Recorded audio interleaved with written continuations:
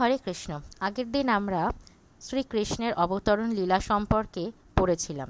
আজকে আমরা তার পরের অংশ, যে গর্ভস্থ শ্রীকৃষ্ণের প্রতি দেবতাদের প্রার্থনা কী কী ছিল সেটা সম্পর্কে পড়ব।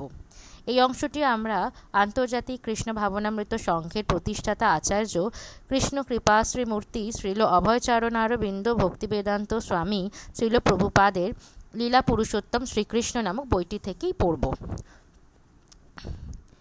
রাজা কংস কেবল যদু, ভোজ, অন্ধক বংশীয় রাজাদের রাজ্য এবং শূরসেনের রাজ্যই অধিকার করল না, সে প্রলম্ব, বক, চানুর, তৃণাবর্ত, অঘাসুর, মুষ্টিক, অরিষ্ট, দ্বিবিদ, পুতনা, কেশী, ধেনুক আদি অসুরদের সঙ্গেও মিত্রতা স্থাপন করল। সেই সময় মগধের রাজা ছিল জরাসন্ধ। তার কূটনীতির প্রভাবে কংস জরাসন্ধের নেতৃত্বে সেই সময়কার সমস্ত প্রতাপশালী রাজাদের একত্রিত করল। তারপর সে বানাসুর ও ভৌমাসুর নামক দৈত্য রাজাদের সঙ্গে সন্ধি স্থাপন করল। এইভাবে সে নিজেকে সবচাইতে প্রতিপত্তিশালী করে তুলল। তারপর সে কৃষ্ণ যে বংশে আবির্ভূত হয়েছিল সেই যদু বংশের প্রতি ঘোর শত্রুতা করতে শুরু করল। কংসে যারা উৎপীড়িত হয়ে যদু, ভোজ এবং অন্ধক বংশীয় রাজারা কুরু, পাঞ্চাল, কেকয়, শাল্য, বিদর্ভ, নিষদ, বিদেহ, কৌশল প্রভৃতি দেশের রাজাদের শরণ গ্রহণ করতে লাগলেন। কংস তার প্রভাবের দ্বারা যদু, ভোজ এবং অন্ধক রাজ্য পরাভূত করে ভারতবর্ষ নামক বিশাল ভূখণ্ডে তার সুদৃঢ় আধিপত্য বিস্তার করল। কংস যখন একে একে বসুদেব এবং দেবকীর 6টি সন্তানকে হত্যা করল, তখন তার অনেক বন্ধু ও আত্মীয় স্বজন তাকে এই হীন কার্যকলাপ থেকে বিরত হতে অনুরোধ করতে এলো, কিন্তু পরিণামে তাদের সকলকেই কংসের আধিপত্য স্বীকার করে তার বশ্যতা স্বীকার করতে হলো। দেবকী যখন সপ্তম গর্ভধারণ করলেন, তখন অনন্ত নামক শ্রীকৃষ্ণের অংশ প্রকাশ তার গর্ভে আবির্ভূত হলেন। দেবকী তখন হর্ষ এবং বিষাদে অভিভূত হলেন। তিনি বুঝতে পেরেছিলেন যে স্বয়ং ভগবান বিষ্ণু তার গর্ভে আশ্রয় গ্রহণ করেছেন, তাই তিনি হর্ষিত হলেন। কিন্তু যখন তার মনে হলো যে জন্মের পরেই কংস সেই শিশুটিকে হত্যা করবে, তখন বেদনায় তার হৃদয় ভরে উঠল। সেই সময় কংসের অত্যাচারে পীড়িত যদুবংশীয়দের উপর কৃপা করে পরমেশ্বর ভগবান শ্রীকৃষ্ণ তার অন্তরঙ্গা শক্তি যোগমায়াকে এই পৃথিবীতে আবির্ভূত হতে আদেশ দিলেন। কৃষ্ণ যদিও সমস্ত জগতের পতি, কিন্তু তিনি হচ্ছেন বিশেষভাবে যদুপতি। এই যোগমায়া হচ্ছেন ভগবানের আদি শক্তি। বৈদিক শাস্ত্রে ভগবানের বিভিন্ন শক্তির উল্লেখ আছে। তার বিভিন্ন শক্তি অন্তরঙ্গা এবং বহিরঙ্গা শক্তিরূপে কাজ করছে। যোগমায়া সেই সমস্ত শক্তির আদি শক্তি। তিনি যোগমায়াকে অপূর্ব সুন্দর সমস্ত গাভীর দ্বারা অলঙ্কৃত বৃন্দাবনের ব্রজভূমিতে আবির্ভূত হতে আদেশ দিলেন। বৃন্দাবনে বসুদেবের আর এক পত্নী রোহিণীনন্দ মহারাজ এবং যশোদা মহারানী গৃহে অবস্থান করছিলেন। কেবল রোহিণীই নয়, কংসের অত্যাচারে ভীত হয়ে যদুবংশের অনেকেই দেশের বিভিন্ন জায়গায় ছড়িয়ে পড়েছিলেন। তাদের কেউ কেউ পর্বতের গুহাতেও বাস করছিলেন। ভগবান যোগমায়াকে বললেন, দেবকী ও বসুদেব কংসের কারাগারে অবরুদ্ধ হয়ে আছে, আর আমার অংশ অবতার অনন্ত শেষ দেবকীর গর্ভে অবস্থান করছে। তুমি গিয়ে দেবকীর গর্ভ থেকে শেষকে রোহিণীর গর্ভে স্থানান্তরিত করো। তারপর আমি স্বয়ং আমার পূর্ণ বৈভব সহ দেবকীর গর্ভে আবির্ভূত হব। আমি দেবকী এবং বসুদেবের পুত্ররূপে আবির্ভূত হব, আর তুমি বৃন্দাবনে নন্দ এবং যশোদার কন্যারূপে আবির্ভূত হবে। যেহেতু তুমি আমার ভগিনী রূপে আবির্ভূত হবে, তাই পৃথিবীর সর্বত্র মানুষ নানা রকম মূল্যবান সামগ্রী ও ধূপ, দীপ ইত্যাদি নিবেদন করে তোমার পুজো করবে। তুমিও অবিলম্বে তাদের ইন্দ্রিয় সুখভোগের বাসনা চরিতার্থ করবে। যে সমস্ত মানুষ জড় সুখভোগের প্রতি আসক্ত, তারা তোমাকে দুর্গা, ভদ্রকালী, বিজয়া, বৈষ্ণবী, কুমুদা, চণ্ডিকা, কৃষ্ণা, মাধবী, কন্যকা, মায়া, নারায়ণী, ঈশানী, শারদা এবং অম্বিকা রূপে পূজা করবে। শ্রীকৃষ্ণ এবং যোগমায়া পরম শক্তিমান এবং পরাশক্তি ভ্রাতা ও ভগিনী রূপে আবির্ভূত হলেন। যদিও অপ্রাকৃত স্তরে শক্তি এবং শক্তিমানে কোনো ভেদ নেই, কিন্তু শক্তি সব সময়ই শক্তিমানের অধীন তত্ত্ব। যারা জড়বাদী তারা শক্তির পূজা করে, কিন্তু যারা পরমার্থবাদী তারা শক্তিমানের পূজা করেন। শ্রীকৃষ্ণই হচ্ছেন পরম শক্তিমান এবং দুর্গা হচ্ছেন এই জড়জগতে তার পরাশক্তি। বৈদিক সংস্কৃতিতে মানুষ শক্তি এবং শক্তিমান উভয়েরই পূজা করে থাকেন। বিষ্ণু এবং দেবীর হাজার হাজার মন্দির রয়েছে এবং অনেক সময় একসঙ্গে তাদের পুজো করা হয়। শ্রীকৃষ্ণের বহিরঙ্গা শক্তি দুর্গার উপাসকেরা অতি সহজে নানা রকম জড়জাগতিক সুখ লাভ করতে পারে, কিন্তু যিনি পারমার্থিক স্তরে উন্নতি হতে চান তাকে অবশ্যই কৃষ্ণ ভাবনার মাধ্যমে সর্বশক্তি শ্রীকৃষ্ণের আরাধনা করতে হবে। ভগবান যোগমায়াকে এটাও বললেন যে অনন্ত শেষ নামক তার পূর্ণ অবতার দেবকীর গর্ভে অবস্থান করছেন। রোহিণীর গর্ভে বলপূর্বক আকৃষ্ট হয়েছেন বলে তাকে সংকর্ষণও বলা হয়, এবং তিনি সমস্ত আধ্যাত্মিক শক্তির উৎসরূপে জীবকে রমণ আনন্দ প্রদান করেন বলে তার আরেক নাম বলরাম। উপনিষদে বর্ণনা করা হয়েছে, বলরামের কৃপা ছাড়া কেউই পরমেশ্বর ভগবানের চরণাশ্রয় বা কোনো রকম আত্মজ্ঞান লাভ করতে পারে না। বল কথাটির অর্থ শারীরিক শক্তি নয়। শারীরিক বলের দ্বারা পারমার্থিক পূর্ণতা লাভ করা যায় না। বলরাম বা সংকর্ষণের কৃপার প্রভাবেই আধ্যাত্মিক শক্তি লাভ হয়। ভগবান অনন্ত বা শেষই বিভিন্ন অবস্থায় সমস্ত গ্রহগুলিকে ধারণ করে আছে। আধুনিক বিজ্ঞানে এই ধারণ করা শক্তিটিকে মাধ্যাকর্ষণ শক্তি বলা হয়, কিন্তু প্রকৃতপক্ষে এটি সংকর্ষণের বলেরই প্রকাশ। বলরাম বা সংকর্ষণই হচ্ছেন মূল আধ্যাত্মিক শক্তি বা আদি গুরু। তাই বলরামের অবতার শ্রীমান নিত্যানন্দ প্রভুই হচ্ছেন আদি গুরু, আর গুরুদেব হচ্ছেন পরমেশ্বর ভগবান বলরামের প্রতিনিধি, যিনি আধ্যাত্মিক শক্তি দান করেন। চৈতন্য চরিতামৃতে বলা হয়েছে যে সদ্গুরুই হচ্ছেন শ্রীকৃষ্ণের কৃপার প্রকাশ। পরমেশ্বর ভগবানের দ্বারা এইভাবে আদিষ্ট হয়ে যোগমায়া ভগবানকে প্রদক্ষিণ করে তার আদেশ অনুসারে জড়জগতে আবির্ভূত হলেন। যখন সর্বশক্তিমান ভগবান দেবকীর গর্ভ থেকে রোহিণীর গর্ভে স্থানান্তরিত হলেন, তখন রোহিণী এবং দেবকী উভয়ই যোগমায়ার প্রভাবে আচ্ছন্ন ছিলেন। যোগমায়ার এই প্রভাবকে যোগনিদ্রা বলা হয়। দেবকীর গর্ভ থেকে তার সপ্তম সন্তান গর্ভান্তরিত হওয়ার ফলে সকলেই মনে করল যে দেবকীর গর্ভপাত হয়েছে। এইভাবে বলরাম যদিও দেবকীর গর্ভে এলেন, কিন্তু তিনি রোহিণীর গর্ভে স্থানান্তরিত হলেন তার পুত্ররূপে আবির্ভূত হওয়ার জন্য। এই আয়োজনের পর পরমেশ্বর ভগবান শ্রীকৃষ্ণ, যিনি সর্বদাই তার পূর্ণ শক্তি তার অনন্য ভক্তকে দান করতে প্রস্তুত, সমগ্র সৃষ্টির প্রভুরূপে বসুদেবের হৃদয়ে প্রবিষ্ট হলেন। এর থেকে বোঝা যায় যে শ্রীকৃষ্ণ বসুদেবের হৃদয় থেকে দেবকীর হৃদয়ে প্রবিষ্ট হন। তার গর্ভপ্রবেশ বীর্যের মাধ্যমে হয়নি। তার অচিন্ত শক্তির প্রভাবে ভগবান যে কোনো রকমভাবে জন্মগ্রহণ করতে পারেন।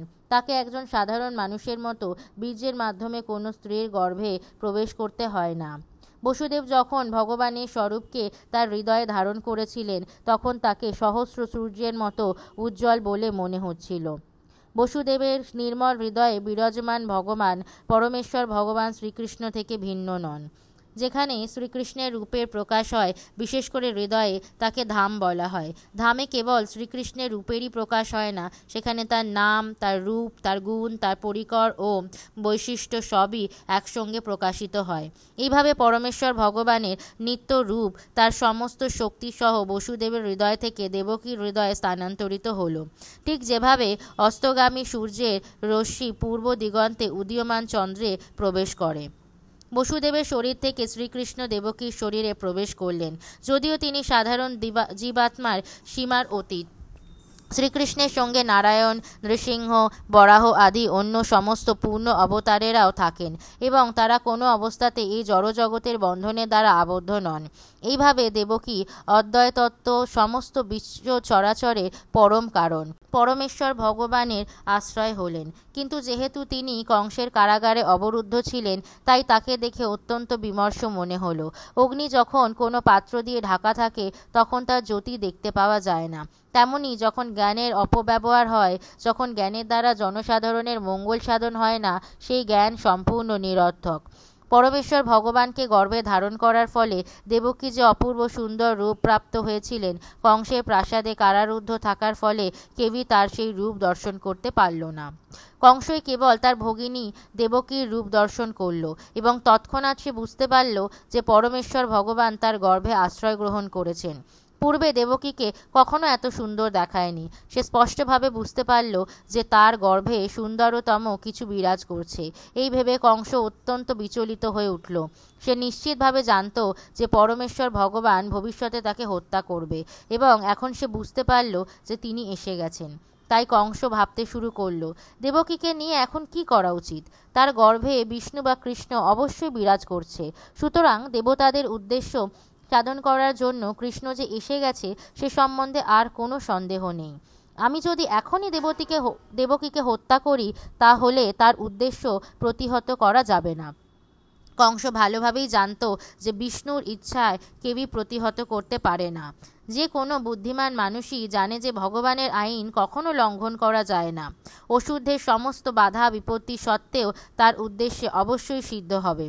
কংস ভাবতে লাগলো, যদি আমি এখনই দেবকীকে হত্যা করি তাহলেই বিষ্ণু তার ইচ্ছা আরও প্রবলভাবে সম্পাদন করবে। এই সময় দেবকীকে হত্যা করা সবচাইতে জঘন্য কার্য হবে। কেউই কোনো অবস্থাতেই তার প্রতিষ্ঠা নষ্ট করতে চায় না। আমি যদি এখন দেবকীকে হত্যা করি তাহলে আমরা সুনাম সর্বতোভাবে নষ্ট হবে। দেবকী একজন অবলা নারী, সে আমার আশ্রয়ে আছে এবং সে এখন গর্ভবতী। আর এখন যদি আমি তাকে হত্যা করি তাহলে তৎক্ষণাৎ আমার সমস্ত সুনাম, আমার সমস্ত পুণ্য এবং আমার আয়ু নষ্ট হয়ে যাবে। সে আরও ভাবল যে মানুষ অত্যন্ত হিংস্র, নির্দয়, সে জীবিত অবস্থায়ও মৃতের মতো। জীবিত অবস্থায় যে কোনো মানুষের ভালোবাসা পায় না এবং মৃত্যুর পর মানুষ তাকে অভিশাপ দেয়। সে তার দেহকে তার স্বরূপ বলে মনে করে, তাই সে নরকের গভীরতম প্রদেশে অধঃপতিত হয়। এইভাবে কংস দেবকীকে হত্যা করার সুবিধা অসুবিধাগুলি গভীরভাবে বিবেচনা করতে লাগলো। কংস তখন ঠিক করলো যে এখনই দেবকীকে হত্যা না করে বরং অবশ্যম্ভাবী ভবিষ্যতে প্রতীক্ষা করা যাক। কিন্তু তার মন সবসময় পরমেশ্বর ভগবানকে শত্রুতা করার চিন্তায় মগ্ন হয়ে রইল। পূর্বে সে যেভাবে একে একে দেবকীর 6টি সন্তানকে তাদের জন্মের পরেই হত্যা করেছিল, ঠিক সেইভাবে এই শিশুটিকে হত্যা করার জন্য সে ধৈর্য ধরে প্রতীক্ষা করতে লাগলো। এইভাবে ভগবানের প্রতি বৈরী ভাবাপন্ন হয়ে কৃষ্ণ শয়নে ভোজনে গমনে সর্বক্ষণই কৃষ্ণ ও বিষ্ণুর চিন্তায় মগ্ন হয়ে রইল। তার মন পরমেশ্বর ভগবানের চিন্তায় এতই মগ্ন হয়ে রইল যে সে পরোক্ষভাবে সর্বক্ষণ কৃষ্ণ ও বিষ্ণুকে দর্শন করতে লাগলো। দুর্ভাগ্যবশত যদিও তার মন সবসময়ই কৃষ্ণ ও বিষ্ণুর চিন্তায় মগ্ন ছিল, তবুও সে ভগবানের ভক্ত হতে পারল না, কেননা সে ভগবানের প্রতি বৈরী ভাবাপন্ন ছিল। ভগবানের শুদ্ধ ভক্তের চিত্ত সবসময়ই ভগবানের চিন্তাতেই মগ্ন থাকে। কিন্তু ভক্ত অনুকূলভাবে ভগবানের চিন্তা করেন, প্রতিকূলভাবে নয়। ভগবানের প্রতি অনুকূলভাবে চিন্তা করাই হচ্ছে ভগবত ভক্তি। প্রতিকূলভাবে ভগবানের কথা চিন্তা করা কৃষ্ণ ভক্তি নয়। সেই সময় ব্রহ্মা, শিব, নারদ ও স্বর্গের সমস্ত দেবতারা অদৃশ্যভাবে কংসের আলয়ে এসে উপস্থিত হলেন এবং সুন্দর সুন্দর শ্লোকের মাধ্যমে তারা ভগবানের মহিমা কীর্তন করতে লাগলেন। এই প্রার্থনাগুলি ভক্তদের অতি প্রিয় এবং এই প্রার্থনা কীর্তন করার ফলে তাদের সমস্ত মনোবাঞ্ছা পূর্ণ হয়। প্রথমেই তারা ভগবানকে সত্যব্রত বলে অভিনন্দন করলেন। এটি হচ্ছে ভগবানের প্রতিজ্ঞা। দেবতারা বুঝতে পারলেন এই প্রতিজ্ঞা পালনের জন্য পরমেশ্বর ভগবান দেবকীর গর্ভে আশ্রয় নিয়েছেন। তা বুঝতে পেরে দেবতারা আনন্দে উৎফুল্ল হয়ে উঠলেন এবং তারা শ্রীকৃষ্ণকে সত্যং পরম বলে বন্দনা করলেন। সকলেই সত্যের অনুসন্ধান করছে, সকলেই সত্যকে জানতে চাইছে। এই অনুসন্ধানই হচ্ছে যথার্থ দর্শন। দেবতারা প্রচার করলেন যে পরমেশ্বর ভগবানই হচ্ছেন পরম সত্য। যিনি সম্পূর্ণরূপে কৃষ্ণ ভাবনাময়, তিনি পরম সত্যকে উপলব্ধি করতে পারেন। শ্রীকৃষ্ণ হচ্ছেন পরম সত্য। অনন্তকালে 3টি স্তর, অতীত, বর্তমান এবং ভবিষ্যতে আপেক্ষিক সত্য কখনোই সত্য নয়। শ্রীকৃষ্ণ অতীত, ভবিষ্যৎ ও বর্তমান সর্ব অবস্থাতেই পরম সত্য। জড়জগতে সব কিছুই মহাকালের দ্বারা নিয়ন্ত্রিত হচ্ছে। সৃষ্টির পূর্বেও শ্রীকৃষ্ণ ছিলেন, সৃষ্টির পরেও সব কিছুই শ্রীকৃষ্ণকে আশ্রয় করেই বিরাজ করে এবং সৃষ্টি যখন ধ্বংস হয়ে যাবে তখনও শ্রীকৃষ্ণ থাকবেন। তাই সর্ব অবস্থাতেই তিনি হচ্ছেন পরম সত্য। এই জগতে যদি কোনো সত্য থেকে থাকে তাহলে তা পরম সত্য শ্রীকৃষ্ণ থেকে উদ্ভূত। এই জগতে যদি কোনো ঐশ্বর্য থাকে তাহলে সেই ঐশ্বর্যের কারণ হচ্ছে শ্রীকৃষ্ণ। এই জগতে যদি কোনো যশ থেকে থাকে তাহলে সেই যশের কারণ হচ্ছে শ্রীকৃষ্ণ। এই জগতে যদি কোনো বীর্য থেকে থাকে তাহলে সেই বীর্যের কারণ হচ্ছে শ্রীকৃষ্ণ। এই জগতে যদি কোনো জ্ঞান থেকে থাকে তাহলে সেই জ্ঞানের কারণ হচ্ছে শ্রীকৃষ্ণ। সুতরাং সব রকম আপেক্ষিক সত্যের উৎস হচ্ছেন শ্রীকৃষ্ণ। এই জগৎ ক্ষিতি, অপ, তেজ, মরুদ, বোম এই 5টি উপাদানের দ্বারা গঠিত এবং এই 5টি উপাদানই শ্রীকৃষ্ণ থেকে উদ্ভূত হয়েছে। জড় বৈজ্ঞানিকেরা জড়জগতের প্রকাশের কারণরূপে এই 5টি উপাদানকে জগৎকে স্বীকার করেন, কিন্তু সমস্ত সূক্ষ্ম ও স্থূল উপাদানগুলি শ্রীকৃষ্ণই সৃষ্টি করেছেন। এই জড়জগতে কর্মরত সমস্ত জীবই ভগবানের তথস্থা শক্তিসমূহ। ভগবদ্গীতায় 7ম অধ্যায়ে স্পষ্টভাবে বলা হয়েছে যে সমস্ত জড়া প্রকৃতি পরমেশ্বর ভগবান শ্রীকৃষ্ণের পরা ও অপরা শক্তির সমন্বয়ের ফলে উদ্ভূত হয়েছে। জীব ভগবানের পরা প্রকৃতি সম্ভূত, আর জড়জগৎ ভগবানের অপরা শক্তি সম্ভূত। সুপ্ত অবস্থায় সবকিছুই শ্রীকৃষ্ণতেই অবস্থান করে। দেবতারা জড়া প্রকৃতির তত্ত্ব বিশ্লেষণ করে পরমেশ্বর ভগবান শ্রীকৃষ্ণের স্তব করতে লাগলেন। এই জড়া প্রকৃতি কি? এটি একটি বৃক্ষের মতো। একটি বৃক্ষ জমির উপর দাঁড়িয়ে থাকে, ঠিক তেমনি এই জড় জগৎরূপী বৃক্ষটিও জড়া প্রকৃতির ভূমির উপর দাঁড়িয়ে আছে। জড় জগৎকে বৃক্ষের সঙ্গে তুলনা করা হয়েছে, কেননা এক সময় না এক সময় বৃক্ষকে কেটে ফেলা হয়। বৃক্ষ কথাটির অর্থ হচ্ছে যা এক সময় কেটে ফেলা হবে। তাই এই জড় জগৎরূপী বৃক্ষটিকে কখনোই পরম সত্য বলে স্বীকার করা যায় না। জড় জগতের প্রকাশ হয় কালের প্রভাবে, কিন্তু শ্রীকৃষ্ণের রূপ হচ্ছে নিত্য। জড় জগৎ বর্তমান থাকলেও তিনি রয়েছেন এবং প্রলয়ের পরেও তিনি থাকবেন। কট উপনিষদেও জড় জগৎকে বৃক্ষের সঙ্গে তুলনা করা হয়েছে, যার জড়া প্রকৃতিরূপী ভূমির উপরে দাঁড়িয়ে আছে। এই গাছে দুটি ফল, সুখ এবং দুঃখ। এই বৃক্ষে দুটি পাখি বাস করে। তাদের একটি হচ্ছে সমস্ত জীবের হৃদয়ে শ্রীকৃষ্ণের প্রকাশ পরমাত্মা, আর অন্য পাখিটি হচ্ছে জীবাত্মা। জীবাত্মা এই জড় জগৎরূপী বৃক্ষের ফল ভক্ষণ করছে। কখনো সে সুখরূপী ফল ভক্ষণ করে, আর কখনো বা দুঃখরূপী ফল। কিন্তু অন্য পাখিটি সুখ বা দুঃখ কোনো ফলই খাচ্ছে না, কেননা তিনি হচ্ছেন আত্মারাম। কট উপনিষদে বলা হয়েছে যে একটি পাখি সেই বৃক্ষের ফল ভক্ষণ করছে এবং অন্য পাখিটি সাক্ষীরূপে তার ফল ভক্ষণ দর্শন করছে। এই বৃক্ষের মূল 3 দিকে প্রসারিত, অর্থাৎ এই বৃক্ষের মূল জড়া প্রকৃতির 3টি গুণ, সত, রজ এবং তম। বৃক্ষের মূল যেভাবে প্রসারিত হয়, ঠিক সেইভাবেই জড়া প্রকৃতির গুণগুলোর সঙ্গে সঙ্গে সঙ্গ করার ফলে জড় জীবনেরও স্থায়িত্ব বর্ধিত হয়। এই ফলের স্বাদ 4 রকম: ধর্ম, অর্থ, কাম এবং মোক্ষ। ভিন্ন ভিন্ন রূপে জড়া প্রকৃতির গুণগুলির সঙ্গে সঙ্গ করার ফলে ভিন্ন ভিন্নভাবে ধর্ম, অর্থ, কাম ও মোক্ষ আস্বাদন করা হয়। প্রকৃতপক্ষে জড়জগতের সব কর্মই তমগুণের প্রভাবে সম্পাদিত হয়ে থাকে, কিন্তু যেহেতু 3টি গুণ আছে, তাই কখনো কখনো তমগুণ সত ও রজগুণের দ্বারা মিশ্রিত হয়ে থাকে। এই জড় জগৎরূপী বৃক্ষের ফলগুলি আস্বাদন করা হয় 5টি ইন্দ্রিয়ের মাধ্যমে। এই 5টি জ্ঞানেন্দ্রিয় 6 রকমের কষাঘাত খেয়ে থাকে। সেগুলি হচ্ছে শোক, মোহ, জরা, ব্যাধি, ক্ষুধা এবং তৃষ্ণা। এই জড় শরীর বা জড় জগৎটি 7টি আবরণের দ্বারা আচ্ছাদিত। সেগুলি হচ্ছে ত্বক, পেশি, মাংস, মেদ, অস্থি, মজ্জা এবং বীর্য। এই গাছের শাখা হচ্ছে 8টি: মাটি, জল, আগুন, বায়ু, আকাশ, মন, বুদ্ধি এবং অহংকার। এই শরীরে 9টি দাঁড়, 2টি চোখ, 2টি কান, 2টি নাক, 1টি মুখ, 1টি উপস্থ এবং 1টি পায়ু। এবং শরীরের অভ্যন্তরে প্রাণ, অপান, সমান, উদান, ব্যান ইত্যাদি 10 রকমের বায়ু রয়েছে। যে 2টি পাখি গাছে বসে রয়েছে তাদের কথা আগেই বলা হয়েছে, জীবাত্মা এবং পরমাত্মা। এখানে বর্ণনা করা হয়েছে যে জড় সৃষ্টির মূল কারণ হচ্ছেন পরমেশ্বর ভগবান শ্রীকৃষ্ণ। পরমেশ্বর ভগবান নিজেকে বিস্তার করে জড়া প্রকৃতির 3টি গুণের পরিচালনা করেন। বিষ্ণু শতগুণের পরিচালনা করেন, ব্রহ্মা রজগুণের পরিচালনা করেন এবং শিব তমগুণের পরিচালনা করেন। রজগুণের প্রভাবে ব্রহ্মা এই জড় জগৎ সৃষ্টি করেন। বিষ্ণু শতগুণের দ্বারা এই জড় জগৎ পালন করেন এবং মহাদেব শিব তমগুণের দ্বারা এই সৃষ্টি ধ্বংস করেন। সমস্ত সৃষ্টি পরমেশ্বর ভগবানকে আশ্রয় করে বিরাজ করে। তিনিই হচ্ছেন সৃষ্টি, স্থিতি এবং প্রলয়ের কারণ। প্রলয়ের পরে যখন সবকটি উপাদান সূক্ষ্মরূপে অবস্থান করে, তখনও তা পরমেশ্বর ভগবানের শক্তিরূপে ভগবানের শরীরেই বিরাজ করে। দেবতারা ভগবানের স্তব করতে লাগলেন। এখন পরমেশ্বর ভগবান শ্রীকৃষ্ণ এই জগৎ পালন করার জন্য আবির্ভূত হচ্ছেন। প্রকৃতপক্ষে সর্বকারণের পরম কারণ এক ও অদ্বিতীয়, কিন্তু অল্প বুদ্ধিমত্তা সম্পন্ন মানুষেরা মায়ার দ্বারা মোহিত হয়ে মনে করে যে এই জড় জগৎ বিভিন্ন কারণের প্রভাবে প্রকাশিত হয়েছে। কিন্তু যারা বুদ্ধিমান তারা জানেন যে সর্বকারণের পরম কারণ হচ্ছেন পরমেশ্বর ভগবান শ্রীকৃষ্ণ।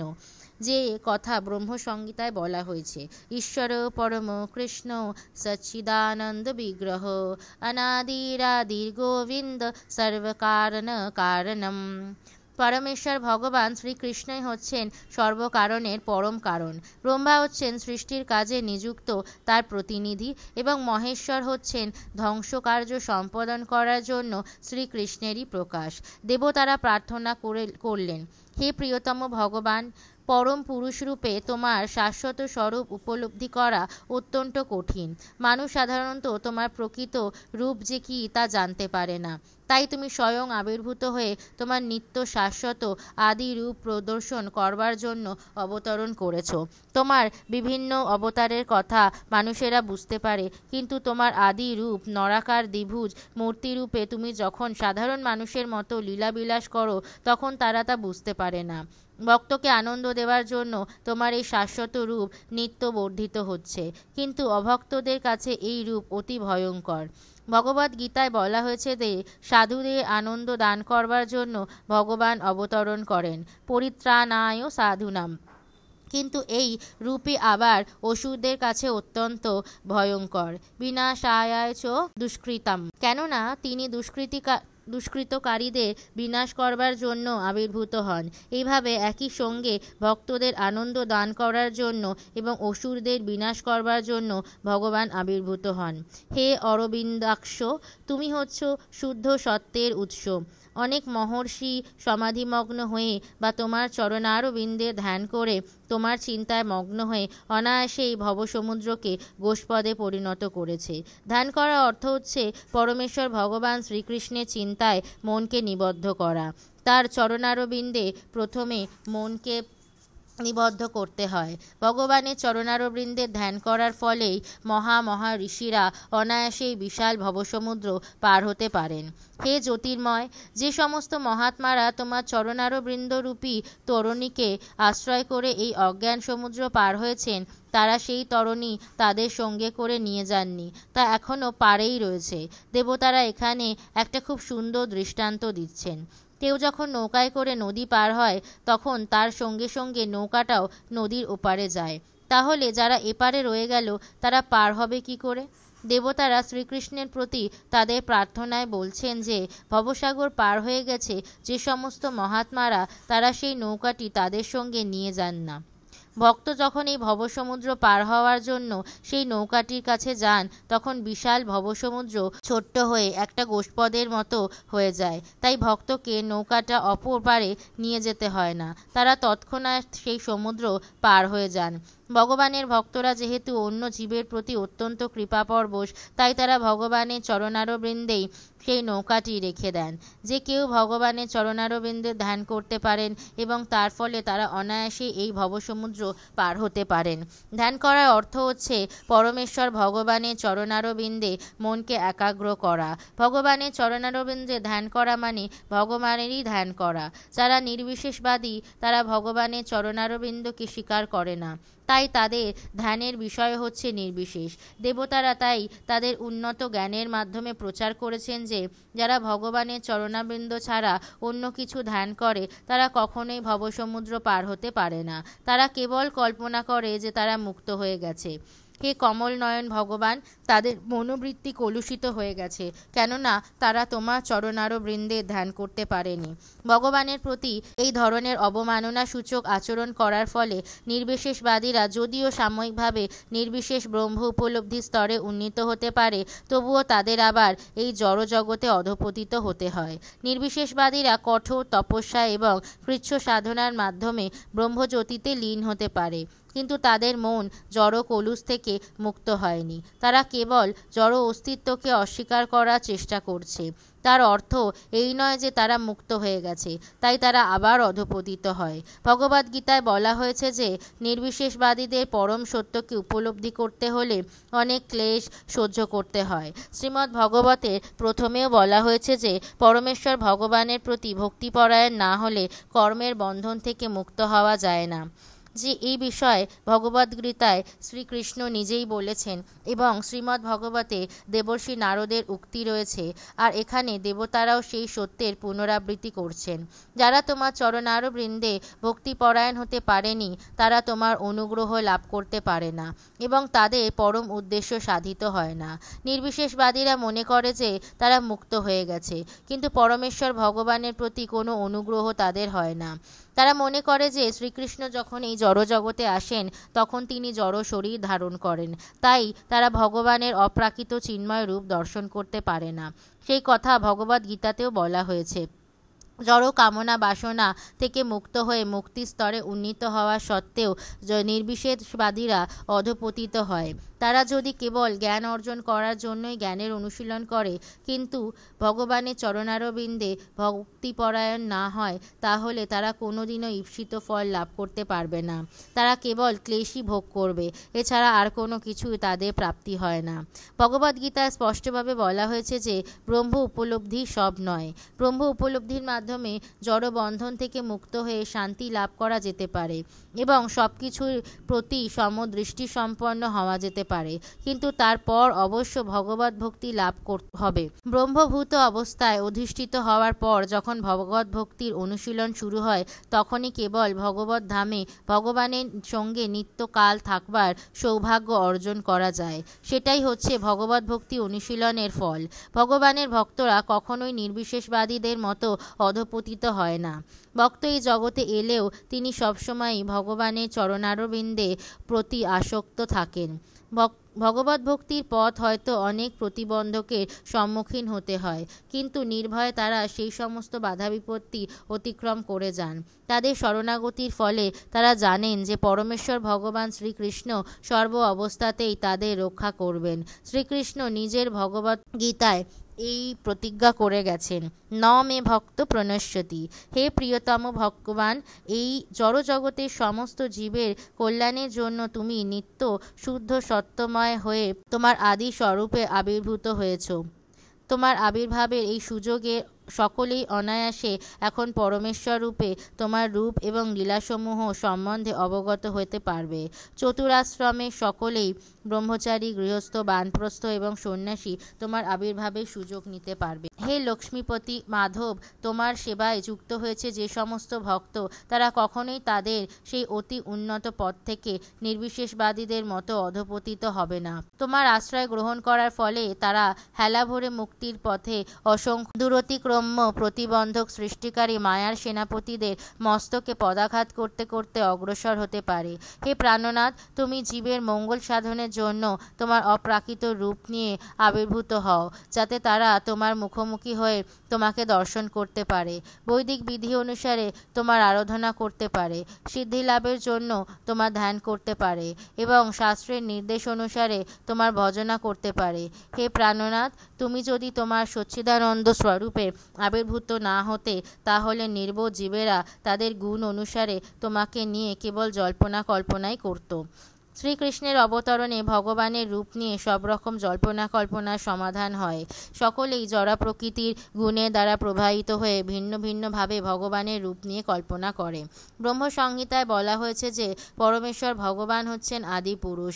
তাই এ ধরনের ধর্মপ্রচারকেরা প্রচার করে বেড়ায় যে ভগবান নিশ্চয়ই খুব বৃদ্ধ, তাই তারা ভগবানকে একজন বৃদ্ধরূপে কল্পনা করে। কিন্তু ব্রহ্মসংহিতায় সেই ধারণা খণ্ডন করে বলা হয়েছে যে তিনি হচ্ছেন আদি পুরুষ, কিন্তু তার রূপ হচ্ছে নিত্য যৌবন সম্পন্ন। শ্রীমদ্ ভগবতে সেই সম্বন্ধে বলা হয়েছে, বিজ্ঞানম অজ্ঞানবিদ অপমার্জনম। বিজ্ঞান কথাটির অর্থ হচ্ছে পরমেশ্বর ভগবান সম্বন্ধীয় দিব্য জ্ঞান। উপলব্ধ জ্ঞানের নামও বিজ্ঞান।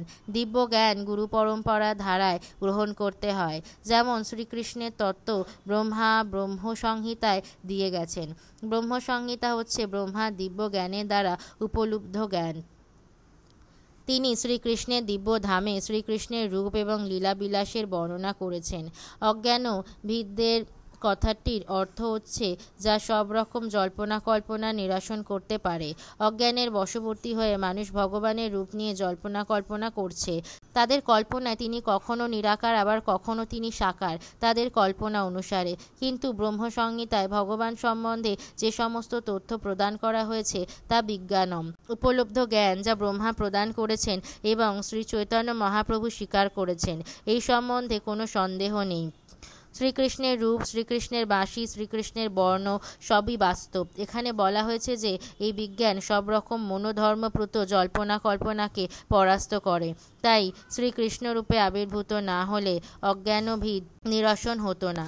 তোমার আবির্ভাবের ফলে সব রকমের জল্পনা কল্পনা নিরসন হয় এবং ব্রহ্মা আদি মহাজনদের যথার্থ উপলব্ধ জ্ঞানের প্রতিষ্ঠা হয়। জড়া প্রকৃতির 3টে গুণের দ্বারা প্রভাবিত হয়ে মানুষ সকল কল্পিত ভগবানের সৃষ্টি করে, কিন্তু তোমার আবির্ভাবের ফলে ভগবানের যথার্থ স্বরূপ প্রকাশিত হয়।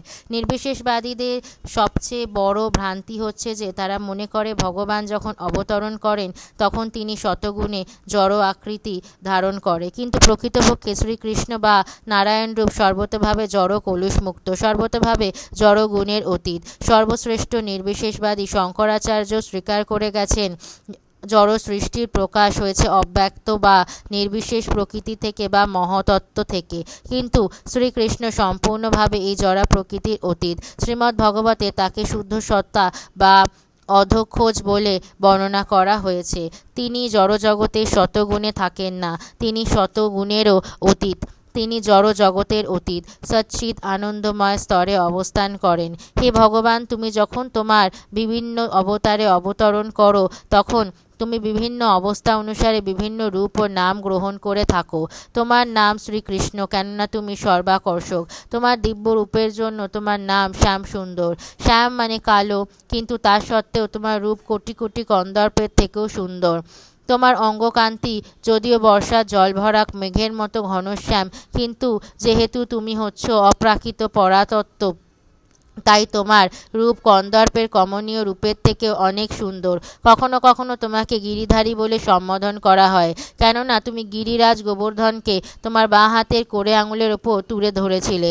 কখনো কখনো তোমাকে নন্দনন্দন ও বাসুদেব বলা হয় বা দেবকী নন্দন বলা হয়, কেননা তুমি নন্দ মহারাজের সন্তান রূপে এবং দেবকী ও বসুদেবের সন্তান রূপে আবির্ভূত হয়েছিলেন। নির্বিশেষবাদীরা মনে করে থাকে যে তোমার বিভিন্ন কর্ম এবং গুণ অনুসারে তোমার বিভিন্ন নামকরণ হয়েছে, কেননা তারা জড়জগতের পরিপ্রেক্ষিতে তোমাকে দর্শন করে থাকে। হে প্রিয় ভগবান, মনোধর্মপ্রসূত জল্পনা কল্পনা দ্বারা তোমার অপ্রাকৃত প্রকৃতির রূপ এবং লীলাবিলাস অধ্যয়ন করে তোমাকে জানা যায় না।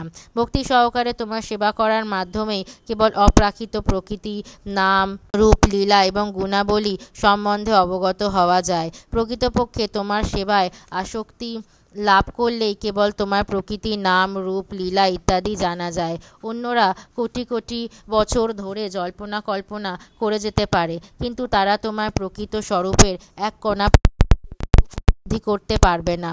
পক্ষান্তরে বলা যায় যে অভক্তেরা কখনো কৃষ্ণকে জানতে পারবে না, কেননা যোগমায়া যবনিকা দ্বারা শ্রীকৃষ্ণের স্বরূপ আচ্ছাদিত।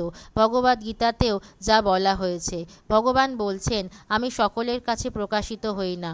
শ্রীকৃষ্ণ যখন অবতরণ করেছিলেন তখন তিনি বাস্তবিকভাবেই কুরুক্ষেত্রের রণাঙ্গনে উপস্থিত ছিলেন এবং সকলেই তাকে দেখেছিল, তবু সকলেই বুঝতে পারেনি যে তিনিই হচ্ছেন পরমেশ্বর ভগবান। কিন্তু তথাপি যারা তার সামনে মৃত্যুবরণ করেছিলেন তারা সকলেই এই জড় জগতের বন্ধন থেকে সম্পূর্ণভাবে মুক্তি লাভ করেছিলেন এবং তারা চিৎজগতে অধিষ্ঠিত হয়েছিলেন। হে প্রভু, নির্বিশেষবাদীরা বুঝতে পারে না যে তোমার নাম তোমার রূপ থেকে অভিন্ন। ভগবান যেহেতু পরম তত্ত্ব, তাই তার নাম এবং রূপ অভিন্ন। এই জড়জগতে নাম বস্তু থেকে বিভিন্ন। আম ফল এবং আম নাম এক নয়, কিন্তু যদি আম আম বলে জপ করতে থাকো তার ফলে সে কখনো আম ফলটি আস্বাদন করতে পারবে না। কিন্তু ভগবানের ভক্ত যিনি জানেন যে ভগবানের নাম ভগবানের রূপ থেকে অভিন্ন, তিনি হরে কৃষ্ণ কৃষ্ণ কৃষ্ণ হরে হরে, হরে রাম রাম রাম হরে হরে কীর্তন করার ফলে উপলব্ধি করতে পারেন যে তিনি শ্রীকৃষ্ণের সঙ্গলাভ করছেন। যে সমস্ত মানুষের ভগবত দত্ত সম্বন্ধে গভীর জ্ঞান নেই, তাদের জন্য শ্রীকৃষ্ণ তার লীলা প্রকট করেন। তারা কেবল ভগবানের লীলা স্মরণ করার ফলেই সম্পূর্ণরূপে লাভবান হতে পারে। ভগবানের নাম যেরকম ভগবানের রূপ থেকে অভিন্ন, তেমনি ভগবানের লীলাও ভগবানের রূপ থেকে অভিন্ন। শ্রী শুদ্ধ বৈশ্য আদি যারা অল্প বুদ্ধি সম্বন্ধ, তাদের জন্য মহামুনি ব্যাসদেব মহাভারত রচনা করে গেছেন। মহাভারতে শ্রীকৃষ্ণের বিভিন্ন লীলা বর্ণনা করা হয়েছে। মহাভারত হচ্ছে ইতিহাস, এবং তা পাঠ করে, শ্রবণ করে এবং ভগবানের দিব্য লীলা স্মরণ করে অল্প বুদ্ধি সম্পন্ন মানুষেরাও ধীরে ধীরে শুদ্ধ ভক্তির পর্যায়ে উন্নীত হতে পারে। যে সমস্ত শুদ্ধ ভক্ত সর্বক্ষণ শ্রীকৃষ্ণের দিব্য চরণারবিন্দের ধ্যানে মগ্ন এবং যারা সর্বক্ষণ কৃষ্ণ ভাবনায় ভাবিত হয়ে শ্রীকৃষ্ণের সেবায় যুক্ত, কখনো মনে করা উচিত নয় যে তারা জড়স্তরে আছেন। শ্রীল রূপ গোস্বামী বলেছেন যে যারা কায়, মন এবং বাক্যে সর্বক্ষণ ভগবানের সেবায় যুক্ত, তারা এই জড় শরীরে অবস্থান করলেও তারা মুক্ত। ভগবদ গীতাতেও এই সত্য প্রতিপন্ন হয়েছে। যারা ভগবানের প্রতি ভক্তিযুক্ত সেবায় রত, তারা ইতিমধ্যেই জড় জগতের সমস্ত বন্ধন থেকে মুক্ত হয়ে গেছেন।